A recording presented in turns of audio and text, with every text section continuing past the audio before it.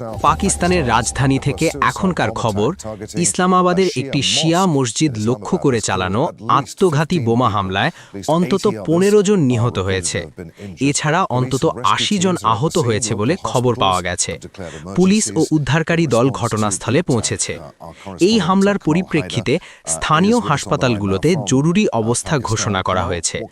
পাকিস্তান থেকে আমাদের প্রতিনিধি কামাল হায়দার এখন আমাদের সাথে সরাসরি যুক্ত হচ্ছেন। আমাদের কাছে থাকা তথ্য অনুযায়ী আত্মঘাতী হামলাকারী ওই মসজিদে প্রবেশের চেষ্টা করছিল। আজ শুক্রবার, তাই জুমার নামাজে সাধারণত প্রচুর মানুষের সমাগম হয়। হামলাকারীকে প্রধান ফটকের বাইরেই থামানো হয়েছিল। সে সম্ভবত মসজিদের ভেতরে ঢোকার চেষ্টা করছিল এবং তখনই সে নিজের সাথে থাকা বোমার বিস্ফোরণ ঘটায়। ফলে যেমনটা আপনি উল্লেখ করেছেন, ব্যাপক হতাহতের আশঙ্কা করা হচ্ছে। বেশ কিছু মানুষ নিহত হয়েছেন এবং আরও অনেকে আহত হয়েছেন। As soon as we get more detail.